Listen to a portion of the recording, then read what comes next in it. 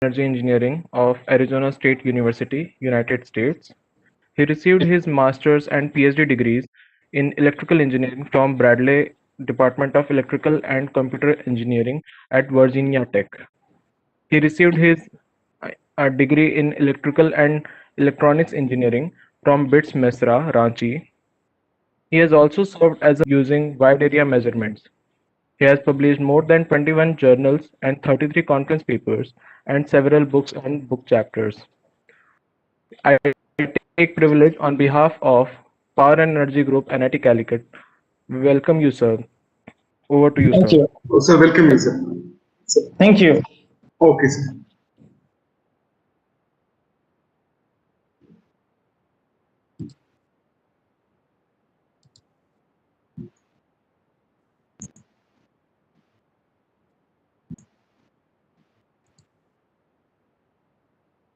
Let me know if you're able to see the screen. Yes, sir. Yes, sir.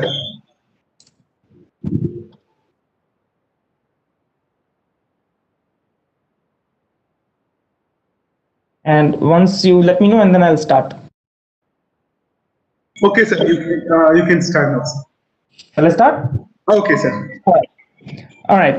Good morning to all of you who are in India. It's actually 10 p.m. in the night over here in Arizona. So thank you for giving me the opportunity to talk about some of my research that I'm doing at Arizona State University in using artificial intelligence for transmission and distribution systems. So the topic of my talk today is on time synchronized state estimation for incompletely observed distribution systems. This is a part of the work that I've been doing as research that has been funded by the US Department of Energy's Advanced Research Projects Agency Energy, ARPA-E, as well as by the Power Systems Engineering Research Center, PSERC, under grant T63. I'll start with giving a quick overview of my group. Yeah. So this is my group, and although I am giving the presentation, it's credit goes to my students who have actually made this work a success, because research cannot be done on your own, especially like cutting edge diversified research that we have to do nowadays. It cannot be done with one single person. It is the effort of multiple individuals. Our group, which I call the PAL lab, the link is, you can find the link down below. We do fundamental as well as applied research in the power and energy domain. We have projects related with data analytics, where we look at integration of time synchronized and non-time synchronized data in effective way. We look at AI applications in power systems in both transmission and distribution. We are also focusing on energy modeling and smart grids, where we look at the different ways in which energy storage can be integrated both for protection as well as control of modern power systems. And finally, critical infrastructure resilience, where we are looking for different ways in which we can do asset health management. And we can not only predict, but also prevent failures of massive or large power system equipments, critical power system equipments. Our group currently is funded by in the US, also on application of machine learning in transmission systems. And finally, we have got quite a few projects from industry, which includes PSERC, SRP. These are all local power utilities. Getting back to the topic at hand, what we have seen is that the power systems of now as well as in the future is going to be extremely diverse. We are going to have a lot of variability, not just from the load side, which can be expected, but also from the generation side, especially when you have large wind farms and solar PV being connected into the grid. At the same time, we are also seeing an increased frequency and intensity of extreme events. And because of these events, the resilience of the electrical infrastructure has become extremely important and difficult, because when you have previously utilities managers and operators were handling uncertainty on just one side, the load side. They knew that they could regulate their generation to match the load. On the other hand, if there is variability on both load and generation, then you end up having to solve or address diversity and generation makes an uncertainty on both ends, which is a much harder problem to solve. Add to it, we have the problem of the duck curve, where there are instances where there is even negative loading and there is a reverse flow of power happening in the system. So all of this makes the power systems of the future an extremely challenging prospect. One of the first ways that we feel to address this issue is to have a real-time monitoring and understanding of how this grid performs, which leads me to the topic at hand, where we are trying to focus on time-synchronized state estimation for the distribution system. The distribution system has traditionally been neglected because of the fact that people had a very good idea of the distribution system, especially when it had passive loads. Now that we are talking about an active distribution system which has got both load and generation in the form of solar PV, people are also talking about involving markets at the distribution level. It makes it a very different ballgame. And that's where the importance of understanding how the distribution system operates, considering all of these variabilities, becomes an interesting and important problem to address. The question then is that what are the advantages or what are the things that can be done using high-speed time-synchronized measurements in distribution systems? Well, first and foremost thing is topology detection. Many a times, especially when it comes to the secondary side of the distribution system, even the topology itself is unknown and it changes very frequently. The impedance of the lines are an important parameter because they are used in almost every other power system application that you can think of. The line impedance, as we know for a fact, does not remain the same. It's a function of loading and temperature. Reverse power flows are going to be a challenging problem when we have high penetration of renewables, especially rooftop PV and the distribution side. People are also talking about V2G, where if you have an electric vehicle and you use the battery from the electric vehicle to charge your home, to run your home, you talk about V2G. So with all these dynamics kicking in, we have like a lot of variability happening at the distribution side. And the way to monitor them is to get a time synchronized view of the system so that you know that you are comparing apples and apples.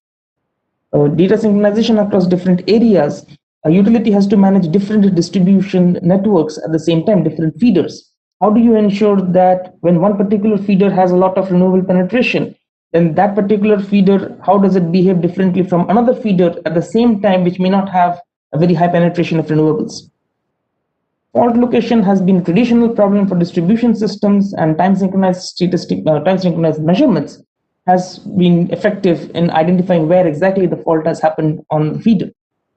The last is actually one of the most challenging ones as we talk about inverter controls for the distribution side, where we are looking at smart inverters and how they can be controlled using high precise signals which can be sent from the utility all the way to the individual houses.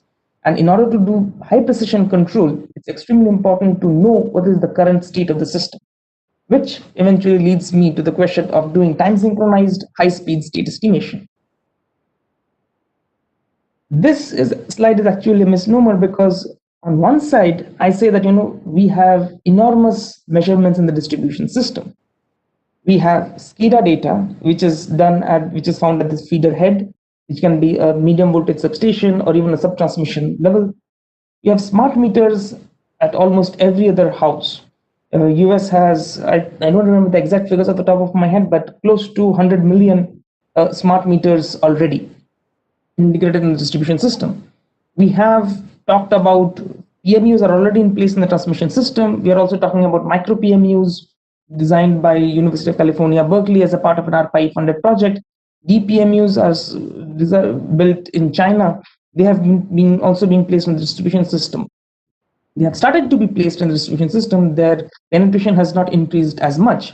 You also have solar photovoltaic meters. The challenge, however, is that although we have gigantic number of measurements, they are not consistent. Think about what this table entails. So you have SCADA data, which is at this feeder head. It has got a temporal resolution of 1 to 10 seconds, and you get the measurements every, let's say, 2 to 4 seconds at the earliest.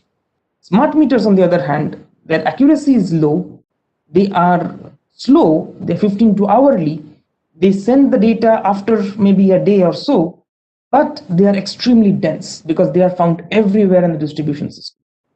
PMUs, they are extremely high accuracy, almost negligible temporal resolution, negligible latency, but they are extremely sparse. You cannot expect the distribution system to be completely observed by PMUs. The solar PV, we have, it's relatively sparse, but its numbers are growing. It has high accuracy, but again, 15 minutes to hourly, 15 minutes or more latency. With all this put together, the challenge that we get for doing time synchronized state estimation is first and foremost the different time scales. We are talking about some measurements which are obtained every few minutes, some which are obtained every few milliseconds, some which are obtained after an hour. We are looking at synchronization issues because out of the 4 types of measurements that I have highlighted, 3 of them are non-time synchronized. Only the PMU, micro PMU, or DPMU is time synchronized. We have lack of observability. If we want to do time synchronized state estimation, then we should rely in theory only on time synchronized sensors, and they are not there in the system enough to do independent state estimation. Finally, you get to the handle of bad data. You are obviously smart meters, there will be data dropouts happening, there will be communication issues, there will be loss of data. How do you handle them when it comes to time synchronized state estimation? Well, there are 2 strategies which have been proposed. The first one is go blind. Let's say you have an infinite budget, go ahead and place synchrophasors all over the system, and you use simple least squares approach. The advantages are obvious: very high speed, robust performance. It's a well proven, well understood concept. The disadvantage, however, is that it is unrealistic. No one has the economic strength right now to place PMUs all over the distribution system. Secondly, especially with regards to the least squares approach, it assumes a Gaussian noise because after all, it's the solution of the maximum likelihood estimation problem, which says that the least squares will give the best possible estimate when the noise parameters follow a Gaussian distribution. With that in mind, we propose what we call an enhanced synchrophasor-based DSSE, which is what the rest of my talk is going to be about, which is based on a Bayesian formulation where the advantages that we see is that it is going to be high speed because we are still going to rely on PMU measurements, but at the same time, we will not have PMUs all over the system, so it will be more economically viable. And last but not the least is the disadvantage that we have to address, which is where we want to carefully optimize the trade-offs. Trade-offs not only rely on what kind of algorithm we use, but also on the fact that whenever we are talking about synchrophasor enhanced, we are talking about mixing of 2 different measurements from 2 different sensors, 2 or more sensors. And in that case, the challenge becomes how to do it in a cohesive, integrated manner so that you do not have to end up doing approximations and assumptions which do not hold true in reality. How to do that, we'll show very soon.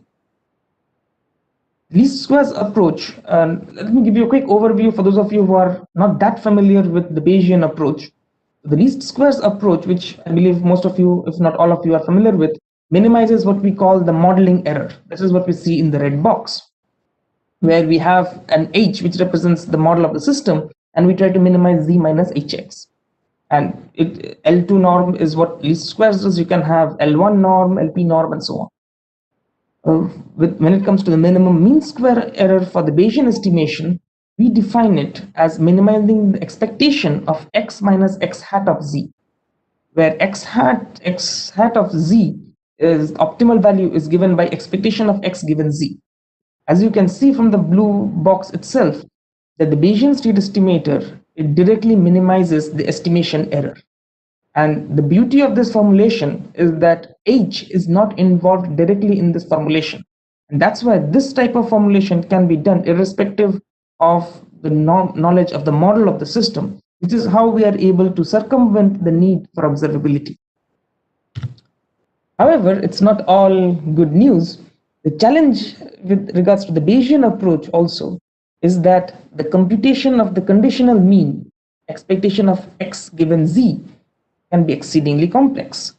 Here, we are trying to estimate, if you want to think of it in terms of quantifiable terms, we are trying to estimate the voltages the magnitudes and angles of all phases of a multi-phase distribution network, where we are saying that we only have measurements on a very small select subset of measurements.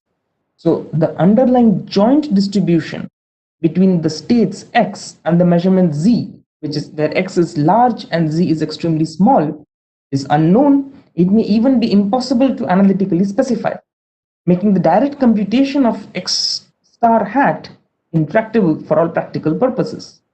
This is where we actually end up using deep neural networks as a way to approximate the minimum mean square error for this Bayesian state estimator. So the schematic of the methodology that we came up with is given on slide number 8.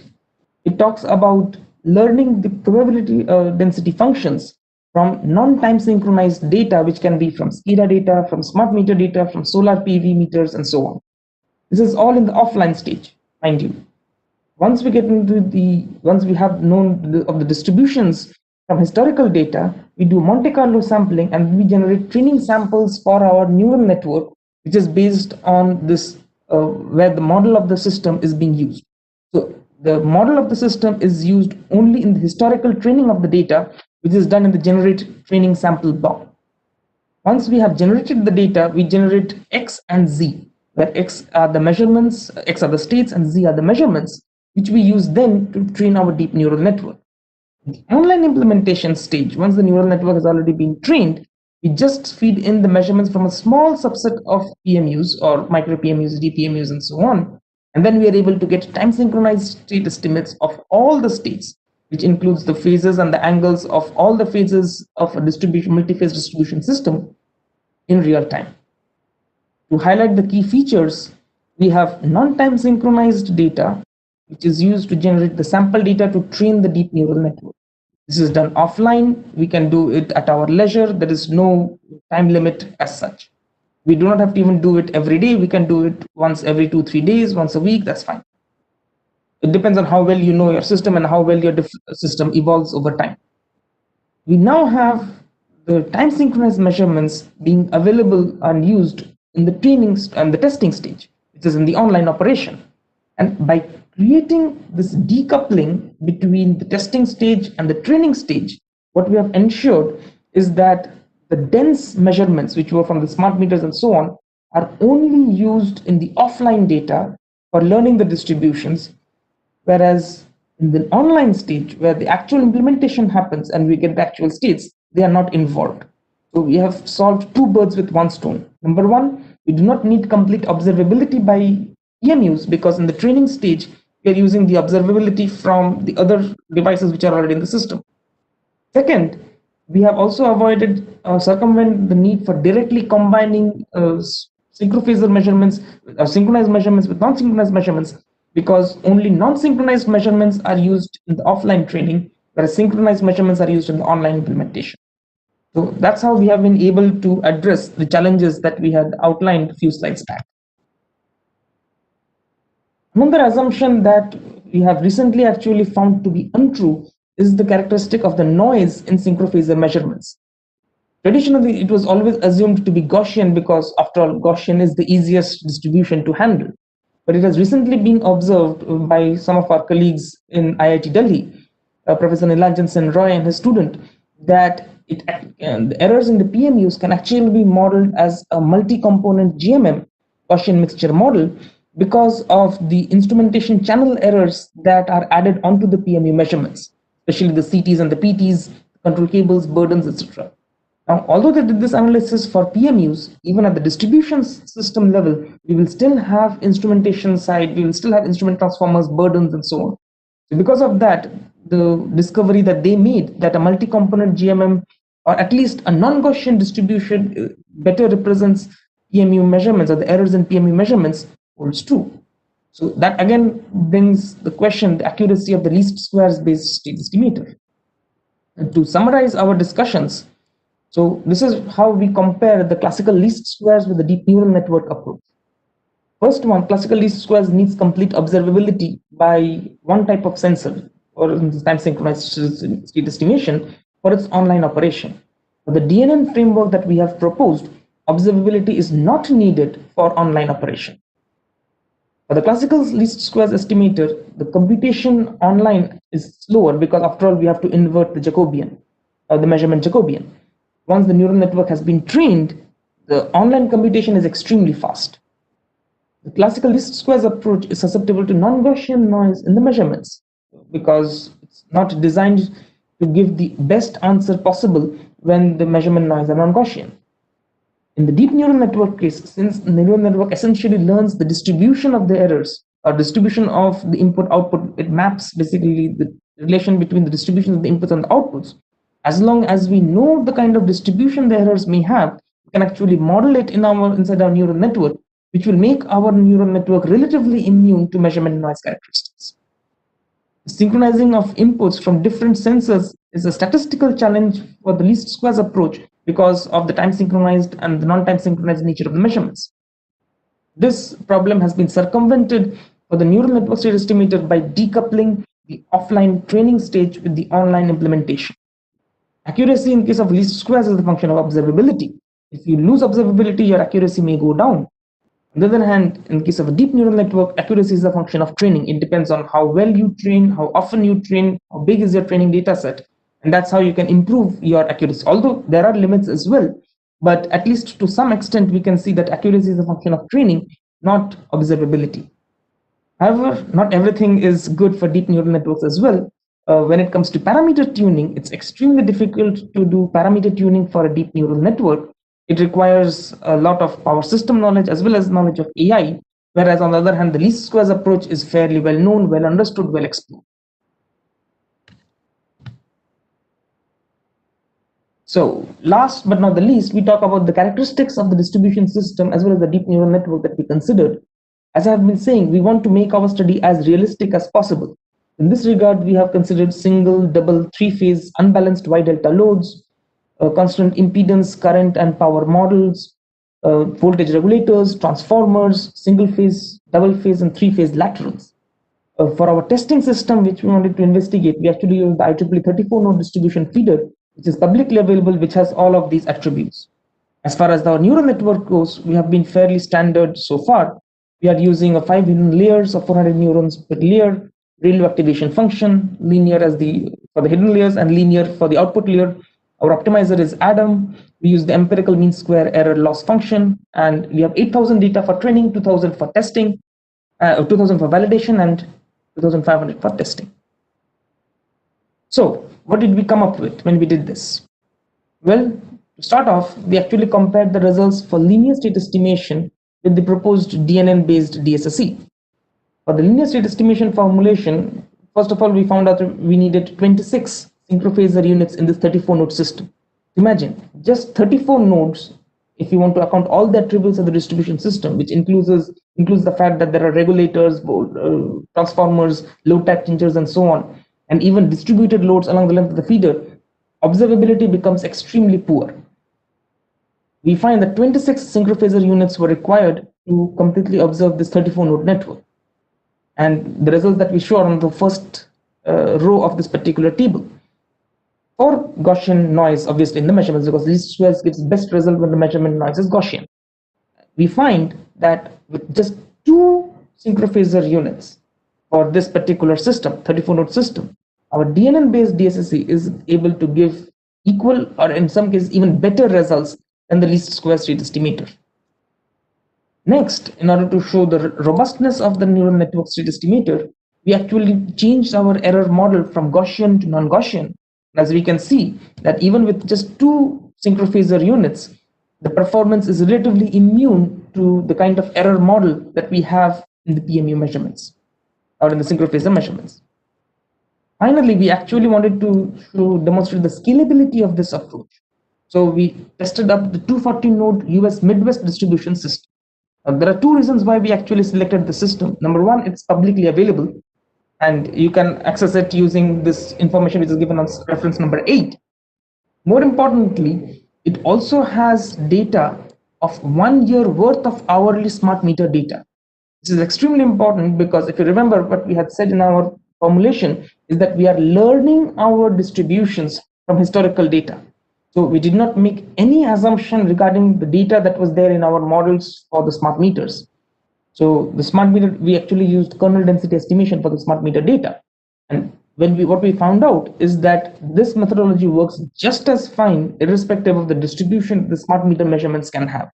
And this was actually, this particular system was even more complex than the first one because it has got 3 feeders, overhead lines, underground cables, cap banks, line switches, load tap changing transformers, secondary distribution transformers, and so on. But still, our proposed approach, even when the errors were non-Gaussian, were able to give extremely good performance in terms of the MAPE and the MAE. MAPE is the mean absolute percentage error, MAE is the mean absolute error, with just 4 synchrophasor devices. So imagine for a 240 node system, you need just 4. That shows the power of the generalizability and the generalizability of a deep neural network approach. So to summarize what we have done, I believe I'm on time. Yeah. So summary and future scope of work, we have actually formulated a methodology to perform time synchronized state estimation for distribution systems using deep learning, more specifically deep neural networks.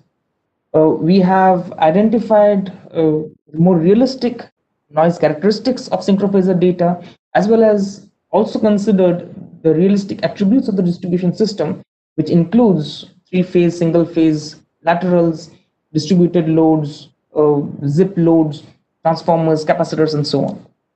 And we have demonstrated that this approach is actually scalable and it works fine for relatively complex distribution systems. What we want to do in the future is that we want to actually do more rigorous statistical analysis for the selection of the synchrophasor locations. As you can see that we have identified 2 and 4 locations, but we want to see how well we want to provide some mathematical guarantees as to the minimum number of locations you might need for a given accuracy level that we want to desire. We also want to consider robustness against online measurements. So by default, this particular design is immune to the noise in the smart meter measurements because smart meter measurements are not directly used in state estimation. However, we still have to account for bad synchrophasor data as well as changing topologies in the real-time implementation. And so we are exploring basically the use of transfer learning and some other attributes that we have come up with recently for this particular purpose. And finally, we want to demonstrate scalability of this algorithm to larger distribution systems to see how well we are able to extrapolate the characteristics and the power of deep neural networks in this regard.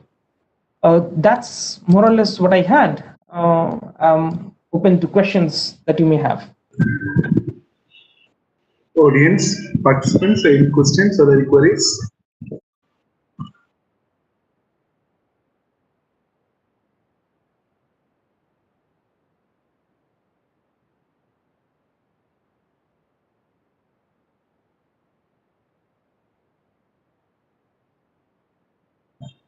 Is that something that I have to do in order to read the question? Or? No, sir, we'll read. So there is a question. Could you discuss about the micro PMU and deep PMU? Sure. So micro PMU is a device that has been built by Professor Alexandra von Meyer, Sasha von Meyer, we call her. She is in UC Berkeley. And they designed it as a part of an ARPA-E funded project. I have 4 micro PMUs in my lab upstairs. So these devices, they are similar to PMUs in design, in the sense that they also give time synchronized measurements of voltage, current, and frequency. However, they do not give rate of change of frequency. Secondly, they are able to generate measurements at much higher sampling rates than even PMUs. PMUs typically give 30 samples per second. I believe in India, they give 25 samples per second. But micro PMUs actually go up to 120, even sometimes 240 samples per second. That is, getting close to DFR kind of measurement speed. Last but not the least, micro PMUs are actually more expensive than PMUs. It may seem contradictory, but it has been actually observed that PMUs, price of a typical dual-use line relay PMU may be $1,000, whereas a micro PMU costs close to $10,000. And that's another reason why I can never expect, at least with the current economic situation, that any practical distribution system will be completely observed by micro PMUs. DPMUs are actually similar to micro PMUs in design, but DPMUs have the added feature that they can even do harmonics. They also go measure up to harmonics, whereas PMUs primarily focus on the fundamental phases. DPMUs can also measure harmonics up to a certain level because with renewables in the system, people have found out that the distribution system is having more and more harmonics into they're injecting more and more harmonics into the grid. So DPMUs can also do that. The third question is, can I use Arduino and write a ML code in that? I didn't. Can you repeat once more? Can you use Arduino and write a ML code in that? That's a question I got from one of the audience. Yeah, Arduino. Yes, sir. Yeah, so we didn't use Arduino directly. What we have been using is mostly Keras and PyTorch and TensorFlow for doing the ML coding part of this work. We use TensorFlow and Keras.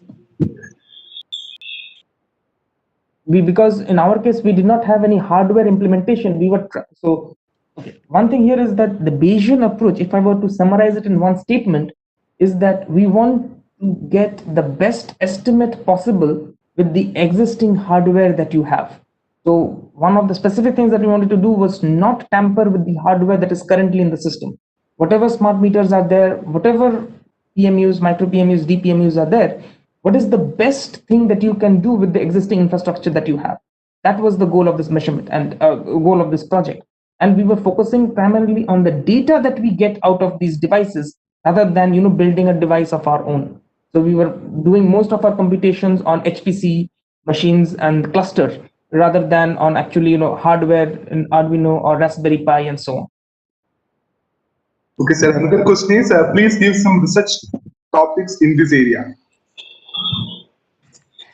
That's a doozer. So when you ask for research topics in this area, I think like AI has seen a lot of applications recently in power systems and transmission and distribution.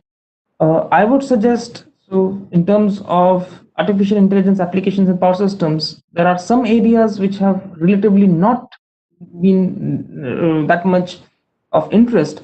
One of them is markets. So think of AI applications in markets.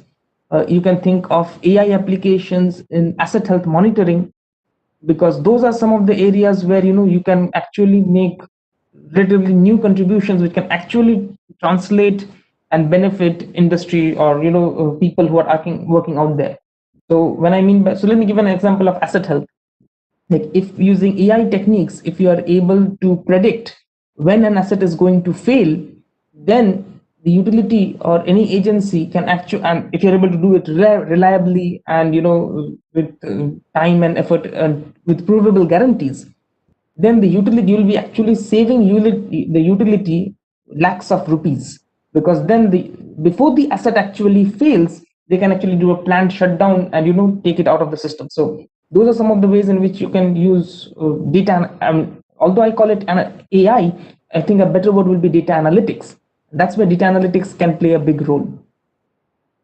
So next question is, how data leaks and inference generated by the power system can be maintained using AI? How data leaks or inference generated by the power system can be maintained using AI? Using AI, artificial intelligence. How data leaks? You mean leaking of data? Yes, sir. That's the question they messaged me.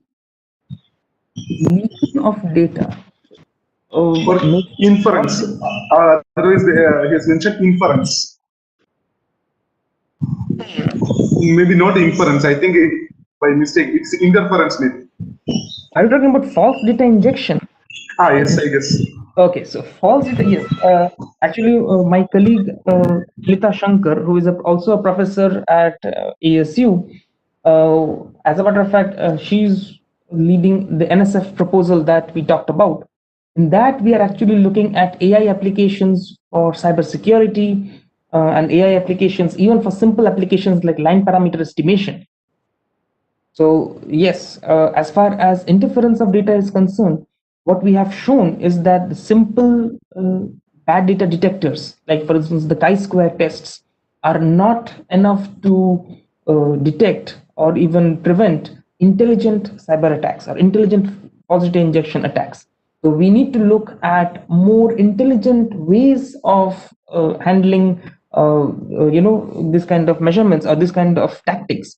And that's one area that people are now trying to use, is using generative adversarial networks. So they are using GANs to actually generate synthetic PMU data, which has got similar attributes as that of the real PMU data, and then using that as a way to do load forecasting and ensuring that even if someone is able to tamper with your or inject false measurements, still you are able to protect your system by making use that even if the attacker is able to change the measurements, you do not do anything. You prevent the attacker from doing anything bad to your system, or at least you prevent the attacker from making the operator do anything bad to the system. So that's one direction which people have explored, which we are looking into. Okay, sir. Another Good question is, question. okay, the coding in PyTorch is easier compared to TensorFlow. The coding in PyTorch is easier compared to TensorFlow. That's the question. I think Keras is the interface to TensorFlow. So my students, actually, to be honest with you, it's my students who actually do most of the coding. But I have seen that they do most of the coding in Keras. So Keras is, I think, so Python, as I see it, is a language similar to MATLAB, but these are all inbuilt in Python itself. They use integrated Python. We actually have integrated even Python with OpenDSS for combining our power system studies with machine learning for this particular work. So yeah. Okay, sir. So another question: what are the? Is there any standard regarding the SNR or dB value for the noise in PMU measurement? Is there a limit on the signal Is to there noise any ratio? standard regarding SNR or dB value for the noise in PMU measurements? That's a very good question, actually. So, not for this particular work, but for another project that we have been looking at, we were looking at what kind of signal to noise ratio is injected not in normal PMU data, but when an asset failure happens.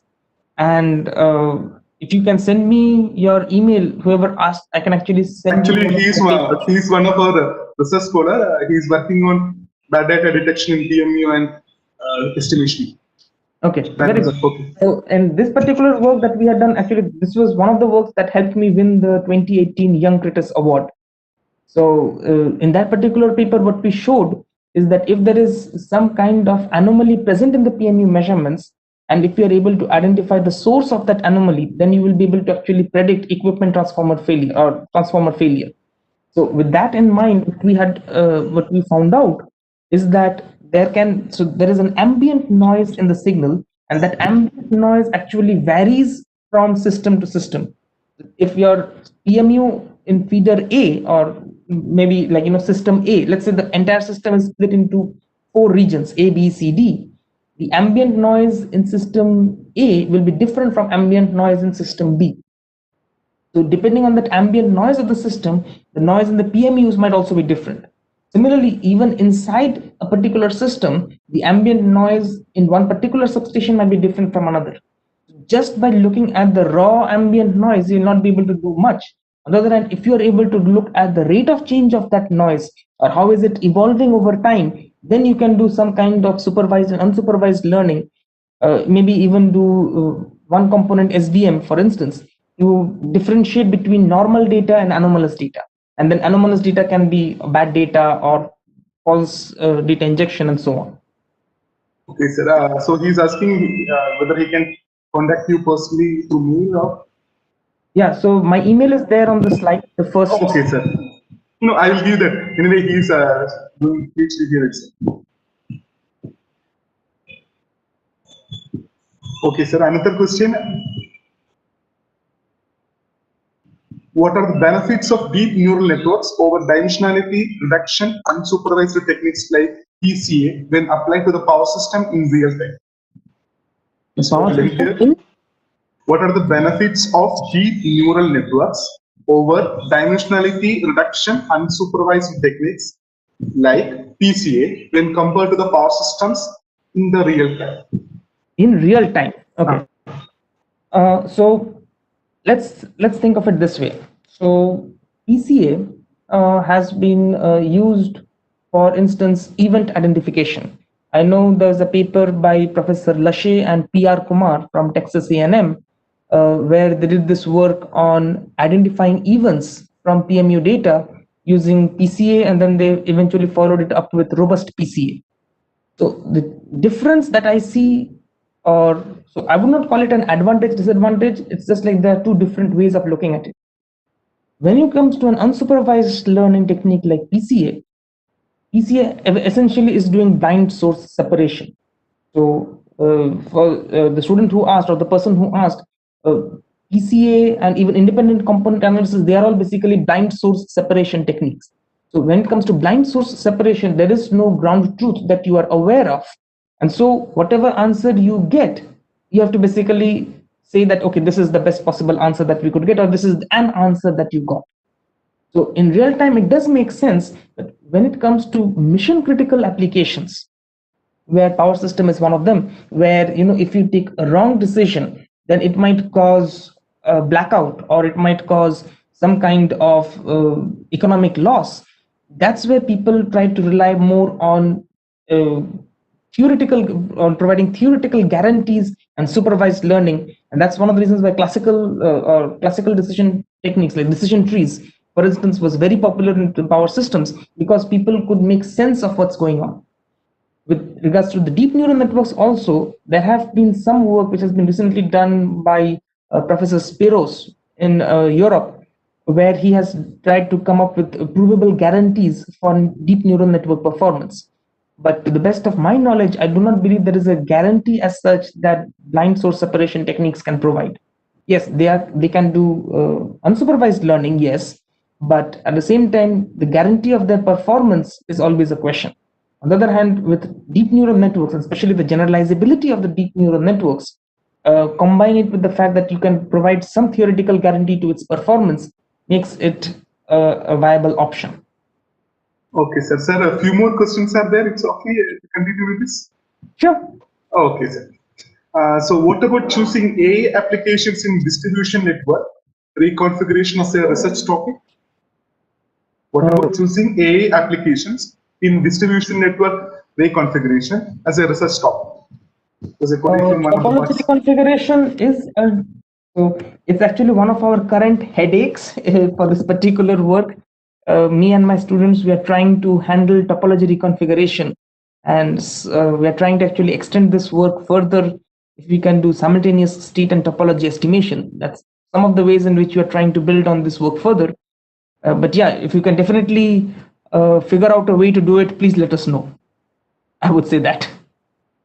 Definitely an interesting problem to solve. Okay. So are there any recent work on islanding detection? Islanding detection in distribution systems? Yes, I guess. Well, if you have a radial distribution system, islanding detection is fairly straightforward. You'll basically get a call saying that I have lost power. Because if one line opens out in a islanded system, in a radial system, then obviously all the downstream houses will lose power. On the other hand, if it is a meshed distribution system, even if one or two switches open, there can be redirection of power happening, similar to what is done in the transmission system. So yes, island detection has been done. Actually, I had a best paper, I think in 2017, where I showed, 2017, 2018, something around that time, where I showed that how to do island detection effectively using minimum number of PMUs. So I did some work on that, but that was primarily for transmission system. But yes, it can be done, and it can be extended to distribution as well. Okay, sir. One more question. How to use PMU data for power quality prediction? Suggest some data set for PMU data. Suggest some data set. Suggest some data set for PMU data. I don't. So for power quality, I think there are some agencies which have provided PMU data publicly.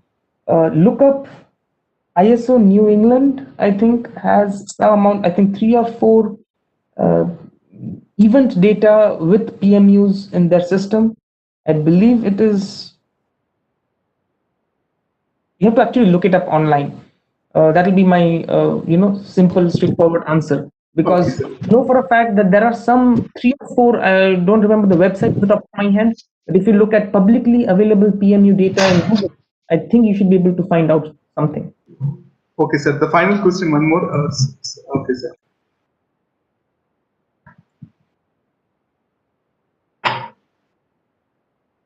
Yeah. Some smart meter data given in the reference, it is an open source. That's the question. Yes, it is open source. So this was actually very useful. Like reference number 8 was very useful because we actually got publicly available smart meter data for 1 year, as well as, like, you can see the diagram of the system. It is fairly complex. It has got 3 feeders and single phase, multi-phase laterals, all the characteristics that you typically are worried about when it comes to distribution systems. It had all of those things.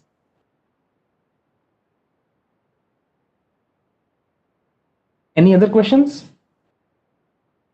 Is there the tool which you used for your analysis?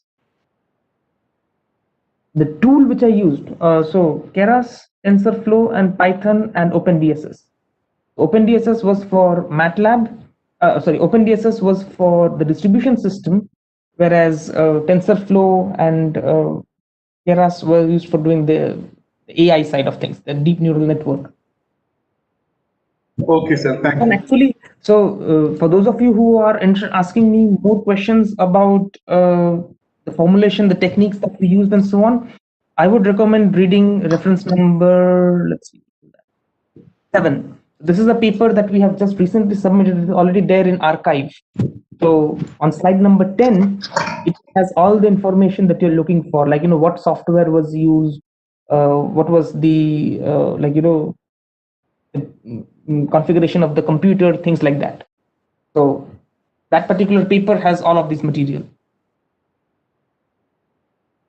But please make sure that if you're using any of it, please cite this paper. Any queries from the participant side? Meera or Prakash, are you there? Yes, sir. Yes, sir. I take this honor to call upon Dr. Sunita, who is the coordinator for this event, to post thanks on behalf of the department. Ma'am, over to you. Yeah, Grace. Thank you very much, Prof. Anamitra, for spending your valuable time for our people. It was actually a very nice session, and I hope all participants have benefited from your lecture. So, on behalf of Power and Energy Group of Department of Electrical Engineering, and on my own behalf, I would like to express my sincere gratitude to you, sir. Thank you very much. Over to you, Grace. Thank you, sir. Even still questions are coming actually, but it's already 11:30. I think it's 11:30 p.m. there. So thank you for sparing your valuable time even at this overtime, that is a midnight. Okay, thank you, sir. Sure. Okay, sir. I will get in touch with you through mail, sir. Yeah, that will be best. Okay, so, sir. Thank you. I'm not saying that I'll be able to reply immediately, but yeah, give me time and then I'll get back to you. Okay, so regarding this workshop, I will mail you by today or tomorrow morning, sir. Okay, sir. Thank you. Thank you. Okay. Bye. Bye.